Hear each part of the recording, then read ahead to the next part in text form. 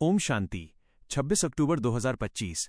आज का पुरुषार्थ आज बाप दादा की यही समझानी है कि संगम युग की जीवन मुक्त स्थिति का अनुभव करने के लिए सब बोझ व बंधन बाप को देकर डबल लाइट बनो। आज बाप दादा ने बच्चों के श्रेष्ठ भाग्य की पहचान कराते हुए डबल लाइट स्थिति पर विशेष जोर दिया है, जिसे संगम युग की जीवन मुक्त स्थिति कहा गया है।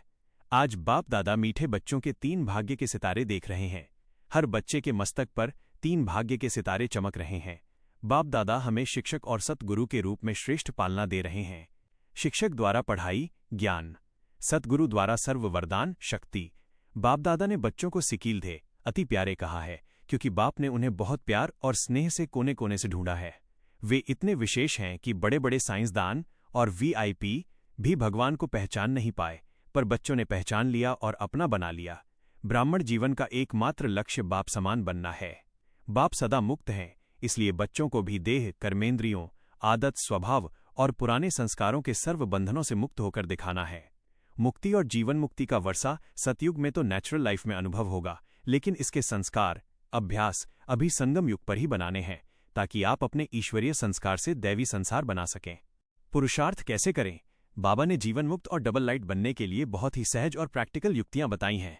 बोझ बाप को दे दो। अगर मन या बुद्धि में किसी भी प्रकार का बोझ, भार या बंधन, कमजोरी है, तो उसे तुरंत और बिना सोचे समझे बाप को दे दो। बाप स्वयं बोझ लेने ही आए हैं। सदा उड़ती कला, चलने वाले नहीं उड़ने वाले बनो। बाप सभी को फरिश्ता स्वरूप भव का वरदान देते हैं। फरिश्ता चलता नहीं उड़ता है। सदा अपनी स्थिति को डबल लाइट रखो। दृढ़ संकल्प और रिवीजन। जब दृढ़ संकल्प करते हो तो उसे रिवाइज, याद और रियलाइज अनुभव भी करो। बार बार मन से रिवाइज करो कि बोझ क्या है और डबल लाइट का अनुभव क्या है। 3 बिंदी की कमाल। संगम युग में केवल 3 बिंदियों को यूज करने की कमाल है, जो मुश्किल को सहज कर देती है।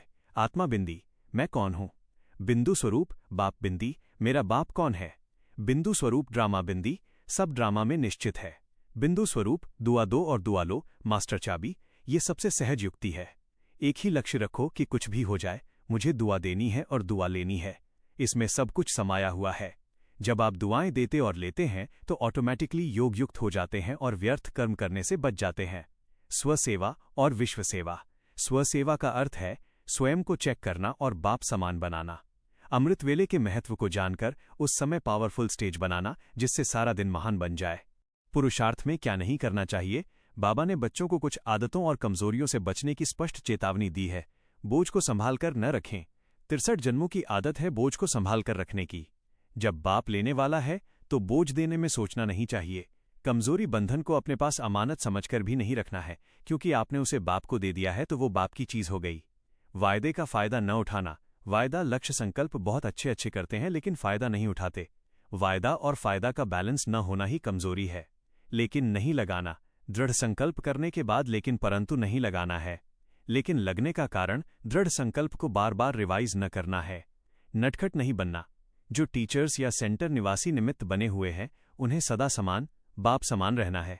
उन्हें कभी कभी थोड़ा नटखट, शरारती या मनमानी करने वाला नहीं बनना चाहिए। दृढ़ता की कमी। सफलता न होने का कारण दृढ़ता की कमी है। माया के आने पर घबराना नहीं है। दृढ़ निश्चय वाले की निश्चित विजय है। सार रूप में समझे तो आज मीठे बाबा की समझानी यही है कि बच्चे संगम युग पर जीवन मुक्त बनने के लिए सब बोझ, बंधन और कमजोरियां बाप को दे दो और सदा डबल लाइट फरिश्ता स्वरूप बनो। पुरुषार्थ की सबसे सहज युक्ति है सदा दुआ दो और दुआ लो तथा 3 बिंदी, आत्मा बाप ड्रामा की स्मृति से बाप समान बनने के लक्ष्य को सिद्ध करो। ओम शांति।